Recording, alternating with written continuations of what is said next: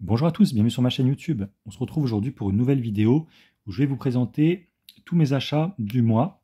Alors pour une fois, il y a pas mal de choses et il y a du rétro gaming, ça y est. Enfin, je retrouve du rétro. Alors, j'ai trouvé un petit jeu vintage en brocante, donc ça fait bien plaisir. Et je recommence à m'intéresser à fond au full set Game Boy Color. Voilà, j'avais un peu mis de côté depuis presque un an maintenant, j'avais pas acheté grand chose. Et là, j'ai reçu deux jeux Game Boy Color et des jeux pas communs et plutôt sympas, donc ça fait plaisir. D'ailleurs, il y en a d'autres qui arrivent courant de la semaine prochaine, où je referai une autre vidéo achat, je pense, d'ici 2 ou 3 semaines. Donc voilà, des jeux pour le full set Game Boy Color, des vieux jeux, des jeux un peu plus récents, du néo-rétro, on va dire, et puis quelques goodies avec des cartes, des DVD, etc. Des trucs bien sympas pour cette vidéo achat.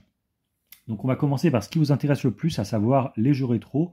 Et moi, ce qui m'intéresse le plus, surtout, le full set Game Boy Color, parce qu'il avance petit à petit avec ce beau Montezuma's Return sur Game Boy Color. Montezuma qui est un jeu à la base d'arcade, je crois, sorti sur Atari 2600, sur ColecoVision, etc. Et sur quelques micro-ordinateurs de l'époque. Voilà, c'est un petit jeu de plateforme, énigme un peu vachement sympa, qui fait beaucoup penser à Indiana Jones. Et le portage Game Boy est plutôt réussi, le jeu est fluide, coloré, sympathique, voilà. C'est pas un grand jeu, mais c'est un jeu plutôt correct. Et vous pouvez voir l'état de la boîte, je suis hyper content parce que la boîte est dans un état mais incroyable. Franchement, la boîte est super belle. C'est un jeu que j'ai payé 30 € sur Vinted, et je suis hyper content de l'avoir trouvé à ce prix-là, parce que généralement on le voit plutôt dans les 40-50 € dans un état beaucoup moins bon que le mien. Donc franchement, c'était vraiment une bonne affaire.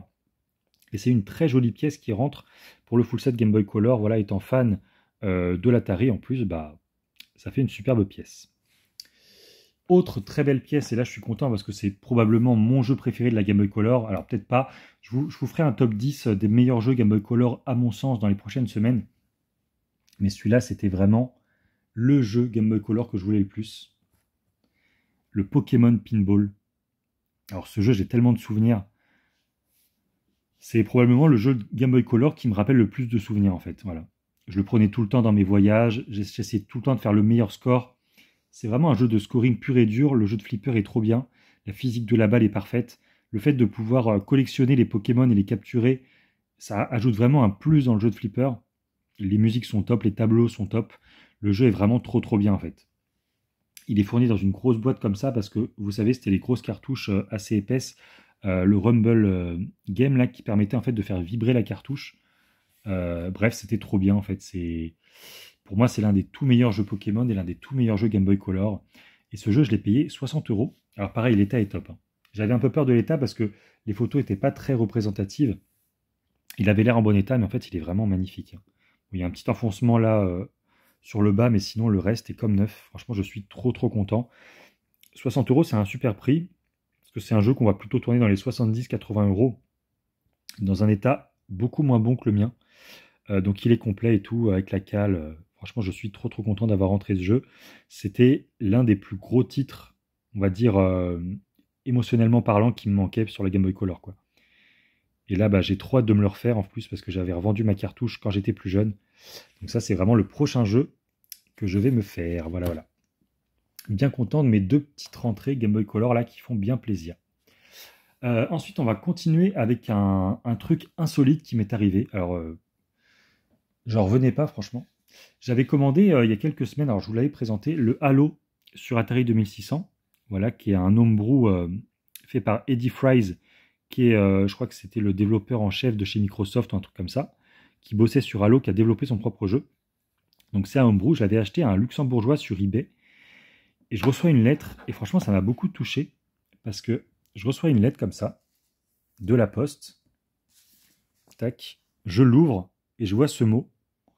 Bonjour, j'ai retrouvé le manuel de Halo que tu avais acheté sur eBay, mais qui ne faisait pas partie de l'enchère. Bon jeu. Donc en fait, le mec, donc c'est le vendeur du Luxembourg qui m'a envoyé gratuitement, à ses frais, la notice du jeu. Donc il a payé les frais de port du Luxembourg juste pour me filer la notice qui va avec le jeu, alors qu'elle n'était même pas fournie de base dans l'enchère. Donc voilà, un grand merci à lui. Je l'ai remercié bien évidemment après sur eBay, parce que c'est vraiment un geste qui l'honore, hein. Franchement, il n'était vraiment pas obligé de faire ça. d'autant que le jeu, je l'avais remporté à un prix dérisoire comparé à sa cote. Et en plus, il m'offre le manuel gratuitement, à ses frais. Voilà, bah, comme quoi, c'est le genre de petite attention qui fait plaisir, hein, et qui redonne foi en l'humanité un peu. Voilà. Peut-être que j'exagère un peu, mais en vrai, ça m'a fait trop trop plaisir. Donc voilà, j'ai le Halo presque complet, à savoir qu'il était vendu sur le site Atari Age en 2013. Donc soit avec uniquement la cartouche et le manuel, soit cartouche manuel boîte. Donc je pense que le vendeur avait dû acheter uniquement ces deux items sans la boîte, mais moi ça me fait plaisir, hein, voilà. Je l'ai acheté surtout pour y jouer. Et au vu de sa cote actuelle, bah, je suis bien content d'avoir le manuel en plus. Voilà, voilà. D'ailleurs, je vais garder le petit mot avec, parce que ça me fait bien plaisir. Et ça me rappelle de bons souvenirs. Ensuite, donc on va continuer avec le rétro. Ah ouais, alors ça c'était vraiment ouf. Un jeu que j'ai trouvé récemment en brocante. Tac. Le Jopac Golf.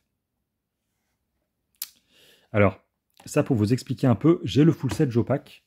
Et je sais à quel point c'est extrêmement difficile de trouver certains jeux, notamment le golf, qui est l'un des jeux les plus rares sur Jopac. J'ai dû mettre 2 ans à l'époque pour le trouver. Et en brocante, je suis tombé sur Halo Vidéopack. Donc Vidéopack, Jopac, c'est un peu la même console, mais la Jopac, c'est un peu la version haut de gamme de la Vidéopack, si vous voulez, avec des meilleurs graphismes et tout. Il y a une vingtaine de jeux exclusifs à la Jopac qui sont sortis. Enfin, Jopac plutôt, qui sont sortis. Et donc, en brocante, je vois un lot Vidéopack avec un jeu Jopac Golf. Et le vendeur faisait 10 € pièce. Donc, pour les jeux Vidéopack, c'était beaucoup trop cher parce que c'était que des jeux communs. Mais quand j'ai vu le Jopac Golf à 10 €, même si je l'avais déjà, j'ai tellement galéré pour le trouver que j'étais tellement surpris et étonné de voir ça en brocante que j'ai pas pu le laisser passer. Donc voilà, je suis bien content de l'avoir rentré. À savoir que moi, j'avais pas la petite carte, je crois. Alors, il faut que je confirme avec mon full set qui est pas chez moi, mais voilà la petite carte ici, donc ça me permettra de le compléter.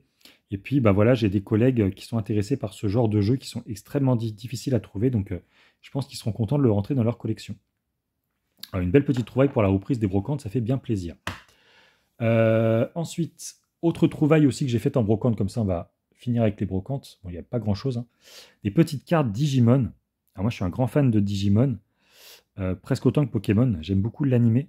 Et là, je me suis trouvé des cartes foil, donc des cartes brillantes. Bon, ça va pas trop se voir à la caméra, mais les cartes sont brillantes. Elles sont pas en super état, mais elles sont pas hyper évidentes à trouver, les cartes Digimon comme ça, brillantes. Donc voilà, j'en ai trouvé 3. Je les ai pris, c'était sympa, c'était 10 centimes pièce, donc 30 centimes les 3, j'ai même pas négocié. C'est vraiment un super prix, voilà. Même si l'état est pas ouf, encore une fois, ça fait plaisir. Ensuite, par quoi on va continuer? Alors attendez, je vais faire un peu de place. On va continuer par du jeu vidéo et on finira du coup par le reste des goodies. Tac. Alors, j'ai plongé, j'ai recommencé à nouveau une nouvelle collection. Je m'arrête plus, je m'arrête jamais moi en fait. Donc ça fait plusieurs années que je vois des jeux sortir sur la console Evercade. Donc voilà la console néo-rétro qui permet d'émuler des jeux via des cartouches. Pour la plupart, parce qu'il y a certains jeux qui sont vraiment développés pour la console et c'est pas de l'émulation, hein, c'est vraiment du développement pur et dur dans la cartouche, mais la plupart des jeux sont émulés parfaitement.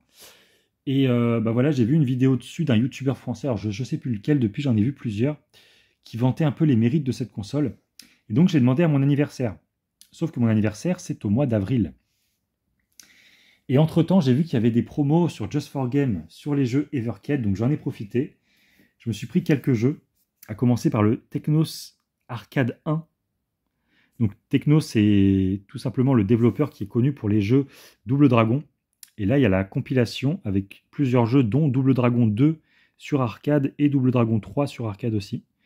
Donc ça, voilà, ça fait extrêmement plaisir, parce que je vais pouvoir découvrir les versions arcade des jeux, à savoir que moi, j'aime beaucoup Double Dragon sur NES, Double Dragon 2 sur NES. Donc à voir si les versions arcade est meilleure, je pense que oui, hein, mais j'ai hâte de découvrir ça quand j'aurai reçu la console, du coup, que je ne recevrai qu'à mon anniversaire, donc je vais devoir être patient. En tout cas, voilà une belle petite compile qui fait plaisir. Et c'est pas tout, j'ai aussi pris le Evercade Morphcat Games Collection 1. Donc ça, voilà, c'est des petits jeux indés faits par la société Morphcat. Et ce jeu, je l'ai pris surtout pour Micromage, parce que j'en entends beaucoup parler. Apparemment, un excellent jeu de plateforme, un peu à la Super Meat Boy, où on peut rebondir contre les murs et tout. Ça a l'air vraiment fun, vraiment dur, vraiment hardcore, mais moi, c'est vraiment le genre de jeu que j'apprécie particulièrement. Et de l'avoir en cartouche comme ça, physique, officielle, c'est un kiff et ça me fait vraiment plaisir. À savoir qu'il y a d'autres jeux aussi, mais que je ne connais pas, donc que je découvrirai par la suite, mais c'est surtout pour Micromage que je l'ai pris encore une fois. Voilà. Troisième jeu, tac, le Indie Heroes Collection.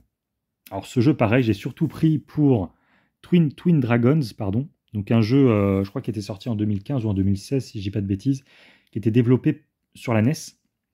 Et là, pareil, donc du coup, il y a une grosse compile avec 14 jeux, et c'est des petits jeux indés pour la plupart, voilà, faits par une ou deux personnes.